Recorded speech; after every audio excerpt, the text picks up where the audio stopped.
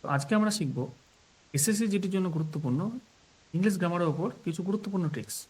তো ভিডিওটা স্কিপ করবে না, ভিডিও স্কিপ করলে কিন্তু মার্কস স্কিপ হয়ে যাবে। হ্যালো এভরিওয়ান, আমি Pranab sir. Welcome back to our channel Learnix plus. তো আজকে আমরা প্র্যাকটিস করব এসএসসি জিডির জন্য গুরুত্বপূর্ণ কিছু ইংলিশ এমসিকিউ। তো আমরা এই ইংলিশ এমসিকিউগুলো প্র্যাকটিস করার সাথে সাথে তার সঙ্গে তার রুলস এবং তার কিছু ট্রিক আমরা কিন্তু জেনে নেব। তো যারা ইংলিশে 15 থেকে 20 নম্বর টার্গেট করছো তাদের জন্য এই ভিডিওটা কিন্তু কম্পালসারি। চলো ক্লাসটা আমরা স্টার্ট করি।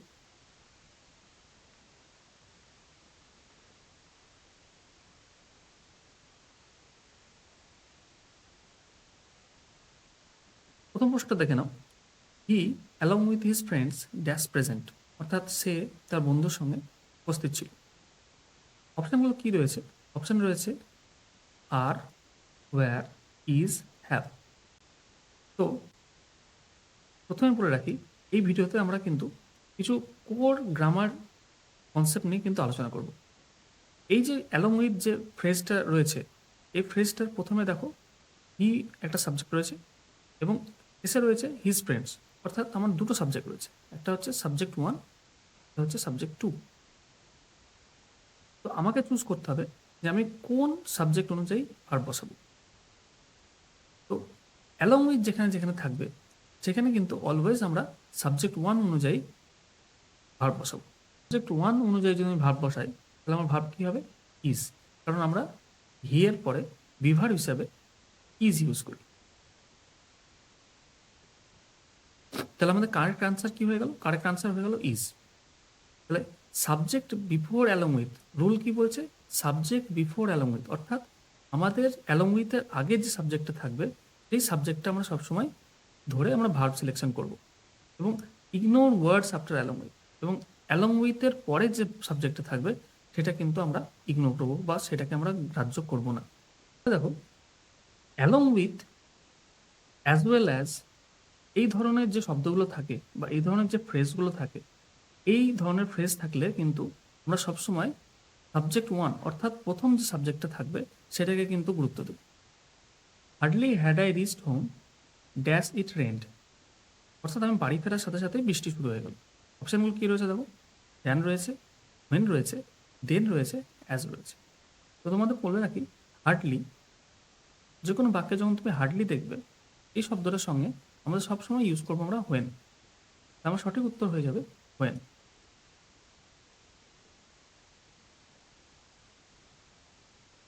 তো আমার কারেক্ট আনসার কি হলো? কারেক্ট আনসার হলো হোয়েন। আমি কি বললাম, আমাদের রুল কি বলছে? রুল বলছে হার্ডলির সঙ্গে সবসময় আমরা হোয়েন ইউজ করব।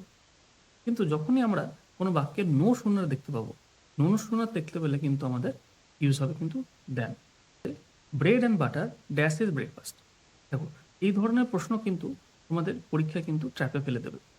এই ধরনের প্রশ্নগুলো খুব গুরুত্ব সহকারে দেখবে এবং যে ট্রিকগুলো আমি বলছি বা রুলগুলো বলছি সেগুলো খাতায় কিন্তু নোট করে নেবে। চলো প্রশ্নটা দেখি। প্রশ্ন হচ্ছে bread and butter dash is breakfast, অর্থাৎ সে রুটি এবং মাখন দিয়ে তার ব্রেকফাস্ট সারে। অপশানগুলি কি রয়েছে? আর রয়েছে, ওয়্যার রয়েছে, ইজ রয়েছে, হ্যাভ রয়েছে। দেখো, সাধারণ কনসেপ্ট কি বলে? সাধারণ কনসেপ্ট বলে ব্রেড অ্যান্ড বাটার দুটো যেহেতু আলাদা কমিউনিটি, দুটো একের বেশি হলে আমরা কি জানি? আমরা জানি প্লুরাল হয়। কিন্তু এক্ষেত্রে সেটা হবে না, কারণ ব্রেড অ্যান্ড বাটার এই দুটোকে ওয়ান কনসেপ্ট হিসাবে ধরা হচ্ছে। যখনই ব্রেড অ্যান্ড বাটার এই দুটোকে ওয়ান কনসেপ্ট হিসাবে এখানে ধরা হবে তাহলে তার এটা কিন্তু সাবজেক্টটা সবসময় সিঙ্গুলার হয়ে যাবে, এবং যখনই সাবজেক্টটা সিঙ্গুলার হয়ে যাবে সেই অনুযায়ী তার ভার্বটাও সিঙ্গুলার হবে। তাহলে আমার সঠিক উত্তর কোনটা হয়ে যাবে? সঠিক উত্তর হয়ে যাবে ইজ।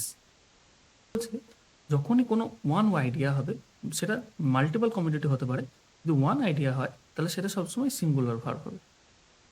এবং তোমাকে দেখে নিতে হবে যে মানেটা কিন্তু ইম্পর্টেন্ট, অর্থাৎ কোনো বাক্যে যদি দুটো শব্দ মিলে একটা আইডিয়া বা একটা অর্থ বোঝায় সেক্ষেত্রে কিন্তু আমরা সবসময় সিঙ্গুলার ধরে চলব।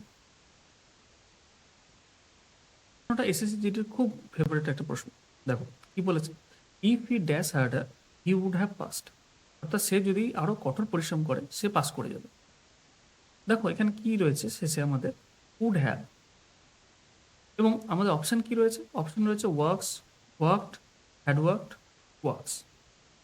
দেখো তোমাদের বলি, যদি উড হ্যাভ কোনো বাক্যে তোমরা দেখতে পাও, তাহলে উড হ্যাভ যখন কোনো বাক্যে দেখতে পাবে, তার আগের যে ক্লজটা থাকবে, সেই ক্লজটা সবসময় পাস্ট পারফেক্টে হবে। তাহলে আমার এই চারটে অপশনের মধ্যে পাস্ট পারফেক্ট কোনটা? আমার চারটে অপশনের মধ্যে পাস্ট পারফেক্ট হলো হ্যাড ওয়ার্কড। তাহলে আমার সঠিক উত্তর হয়ে যাবে হ্যাড ওয়ার্কড। অপশনে খুঁজে নেবে হ্যাডকে, এবং হ্যাডের সঙ্গে ভার্বের থার্ড ফর্ম যুক্ত যে অংশটা থাকবে সেটাকে তুমি চুজ করে নেবে। One of the boys dash absent. Option কি রয়েছে? অপশন রয়েছে আর, ওয়্যার, ইজ, হ্যাভ। দেখো বয়েজ কিন্তু প্লুরাল। এর আগের দিন বলেছিলাম আমি, এটা হচ্ছে ইচ যদি কোনো বাক্যে তুমি দেখতে পাও, তাহলে ইচ ইজ অলওয়েজ সিঙ্গুলার। ঠিক একইভাবে যখন কোনো বাক্যে তুমি ওয়ান দেখতে পাবে, ওয়ানটাও কিন্তু সবসময় সিঙ্গুলার হবে। তাহলে তুমি কি বলি যে সাবজেক্ট যদি সিঙ্গুলার হয়, তাহলে সেই অনুযায়ী তোমার ভার্বটাও কিন্তু সিঙ্গুলার হবে। তাহলে এখানে সিঙ্গুলার ভার্ব কোনটা রয়েছে? সিঙ্গুলার ভার্ব রয়েছে হচ্ছে ইজ। তো তোমার সঠিক উত্তর হয়ে যাবে ইজ। হচ্ছে ওয়ান অফ থাকলে তারপরে যদি প্লুরাল নাউন থাকে, কিন্তু সবসময় ভার্বটা কিন্তু সিঙ্গুলার হবে। তাহলে আমাদেরকে কোথায় ফোকাস করতে হবে? ফোকাস করতে হবে ওয়ানে। Dash shocking.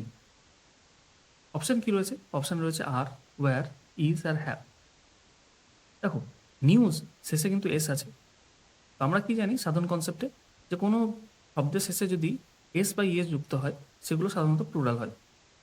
কিন্তু নিউজ হচ্ছে একটা আনকাউন্টেবল নাউন।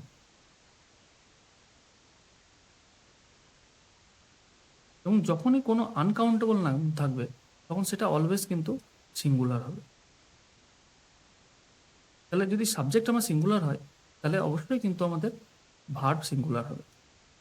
তাহলে এই চারটে অপশনের মধ্যে সিঙ্গুলার ভার্ব কোনটা? চারটে অপশনের মধ্যে সিঙ্গুলার ভার্ব হচ্ছে ইজ। আমার সঠিক উত্তর হয়ে যাবে is. News is always singular, অর্থাৎ আনকাউন্টেবল নাউন যেগুলো থাকে সেগুলো সবসময় সিঙ্গুলার হবে।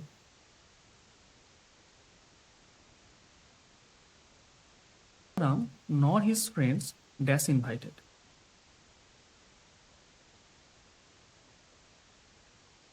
রাম অথবা তার বন্ধু কেউই ইনভাইটেড নয় বা আমন্ত্রিত নয়। অপশান কি রয়েছে? অপশানে রয়েছে ওয়াজ, অপশানে রয়েছে ওয়্যার, ইজ, হ্যাজ। আগের যে প্রশ্নটাতে আমি বললাম, অ্যালং উইথ বা অ্যাজ ওয়েল অ্যাজ এই ধরনের ফ্রেজ থাকলে আমরা সবসময় যে সাবজেক্ট ওয়ান যেটা আছে সেটাকে গ্রান্ট করব। কিন্তু নাইদার নর এই ফ্রেজটার ক্ষেত্রে আমরা সবসময় নিয়ারেস্ট যে সাবজেক্ট, সেই নিয়ারেস্ট সাবজেক্টটাকে কিন্তু গ্রান্ট করব। তো দেখো এখানে দুটো সাবজেক্ট রয়েছে, একটা হচ্ছে রাম, এটা সাবজেক্ট ওয়ান, আর একটা হচ্ছে হিজ ফ্রেন্ডস, এটা হচ্ছে সাবজেক্ট টু। আমি কি বলেছি, যেটা ভার্বের নিয়ারেস্ট সাবজেক্ট অর্থাৎ হিজ ফ্রেন্ডস, এটাকে আমরা কিন্তু এক্ষেত্রে গ্র্যান্ট করব। তাহলে যদি সাবজেক্ট আমার প্লুরাল হয়, তাহলে অবশ্যই ভার্ব প্লুরাল হবে। তাহলে এখানে ভার্ব প্লুরাল ভার্ব কোনটা? প্লুরাল ভার্ব হচ্ছে ওয়্যার। তাহলে আমার সঠিক উত্তর হয়ে যাবে ওয়্যার। অর্থাৎ নাইদার নট যখন থাকবে কোনো বাক্যে, তখন আমরা নিয়ারেস্ট যে সাবজেক্ট আছে সেটাকে আমরা কনসিডারেশনে নেব। He would rather dash than beg, অর্থাৎ তার কাছে ভিক্ষা করার চেয়ে মৃত্যু শ্রেয়। অপশন কি রয়েছে দেখো, ডাই রয়েছে, ডায়েড রয়েছে, ডাইং রয়েছে, টু ডাই রয়েছে। এক্ষেত্রে বলে দিই, উড আর র্যাদার এই দুটোর যখন কম্বিনেশন তুমি কোথাও খুঁজে পাবে, তারপরে যে ভার্বটা বসবে সেটা সবসময় ভার্বের ফার্স্ট ফর্ম অর্থাৎ প্রেজেন্ট ফর্ম বসবে। তাহলে আমার এখানে ভার্ব কোনটা? ভার্ব হচ্ছে ডাই। ডায়ের প্রেজেন্ট ফর্ম কোনটা? ডাই। তাহলে আমার সঠিক উত্তর হয়ে যাবে অপশন এ।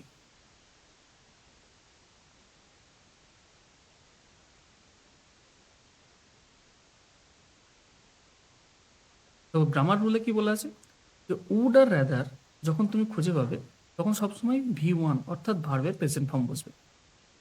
আর ট্রিকে কি বলছে দেখো, উড আর র্যাদারের পরে কখনোই তুমি কিন্তু টু ইউজ করবে না ভার্বের। He denied dash the money, অর্থাৎ সে টাকা নিতে,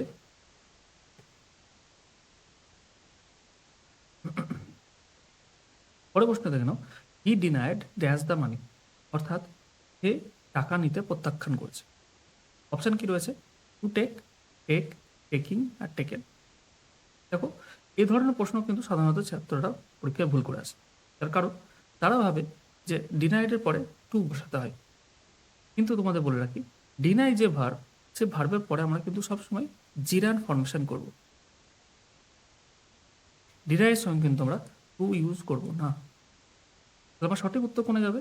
সঠিক উত্তর হয়ে যাবে টেকিং, অর্থাৎ টেকের সঙ্গে আইএনজি বসিয়ে আমরা জিরান ফর্মেশন করেছি।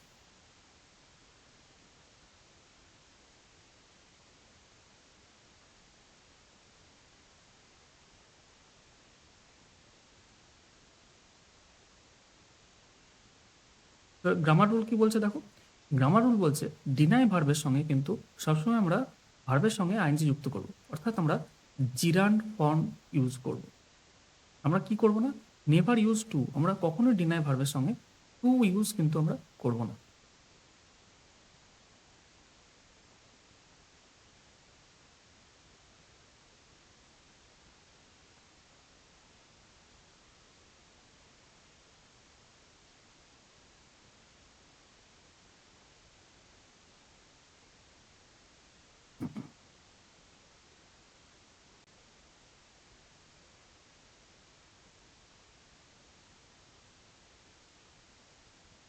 এই প্রশ্নটা দেখো, the teacher as well as the students dash present, অর্থাৎ টিচারের সাথে সাথে ছাত্ররাও সেখানে উপস্থিত ছিল।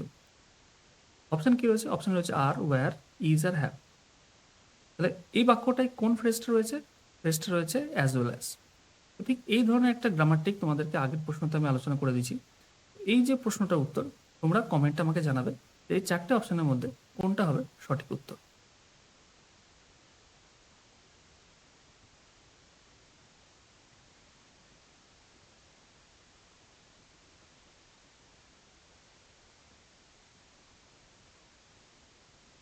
পরের প্রশ্নটা দেখে নাও, he is good dash mathematics, অর্থাৎ সে ম্যাথামেটিক্সে খুব ভালো। অপশনগুলো কি রয়েছে? অপশন রয়েছে ইন, অন, অ্যাট আর ফর। তো যখনই কোনো বাক্যে তুমি গুড পেয়ে যাবে, গুডের পরে কিন্তু সবসময় তোমার প্রিপোজিশন হবে অ্যাট, এটা সঠিক উত্তর হয়ে যাবে অ্যাট।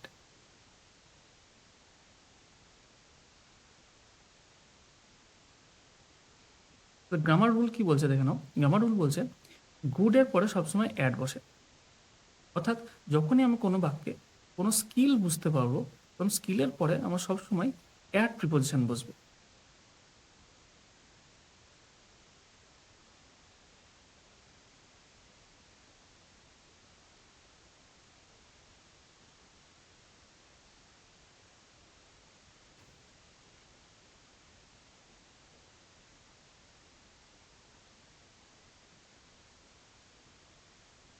দেখো তোমাদের আবারও বলছি, এই যে ভিডিওটার মধ্যে আমরা যে গ্রামার স্কিলগুলো আলোচনা করছি, এই স্কিলগুলো কিন্তু তোমরা অবশ্যই খাতায় নোট করে রাখবে, কারণ এই ধরনের প্রশ্ন কিন্তু এসএসজিডিতে খুবই কমন এবং বারবার আসে। এবং তুমি যদি খুব বেশি নাম্বার টার্গেট করে রাখো ইংরেজিতে, তাহলে কিন্তু তোমার এই গ্রামার স্কিলগুলো কিন্তু খুব কাজে লাগবে।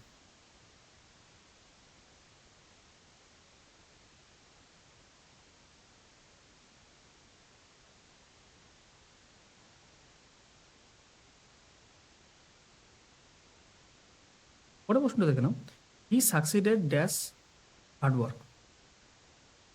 অপশনগুলো কি রয়েছে? বাই রয়েছে, উইথ রয়েছে, ইন রয়েছে, ট্রু রয়েছে। তোমাদের বলি, কোনো কাজ বা কোনো রেজাল্ট বা কোনো ফলাফল যদি কোনো কাজের জন্য হয়ে থাকে, তাহলে সেক্ষেত্রে আমরা সবসময় ইউজ করব হচ্ছে থ্রু। অর্থাৎ এই প্রশ্নটা দেখে নাও, যেহেতু তার সাকসেসটা হার্ডওয়ার্কের মধ্যে দিয়ে হয়েছে, তাহলে আমার রেজাল্ট ওরিয়েন্টেড প্রিপোজিশন হচ্ছে থ্রু। অর্থাৎ আমি যখনই কোনো কাজের মধ্যে দিয়ে বা কোনো কিছুর মধ্যে দিয়ে কোনো কিছু অর্জন করব, সেক্ষেত্রে সবসময় আমাকে ইউজ করতে হবে কিন্তু থ্রু।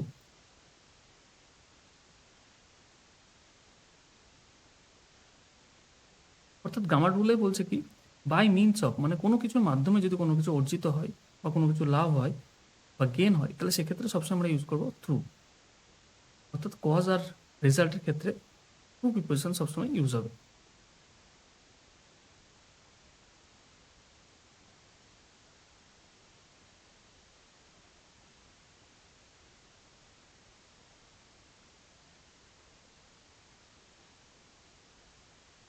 পরের প্রশ্নটা দেখো, no sooner did he arrive the dash the meeting began, অর্থাৎ তার আসার সাথে সাথেই মিটিংটা শুরু হয়ে গেল। অপশান কি রয়েছে? অপশান রয়েছে দেন, ওয়েন, দেন আর অ্যাজ। দেখো তোমাদের বলি, নো সুনার ডিড অর্থাৎ নো সুনার বা নো সুনার ডিড এই ধরনের ফ্রেজ যদি তুমি কোনো বাক্যে খুঁজে পাও, তাহলে এখানে চোখ বন্ধ করে সবসময় হবে তোমার দেন, অর্থাৎ সঠিক উত্তর হয়ে যাবে তোমার দেন।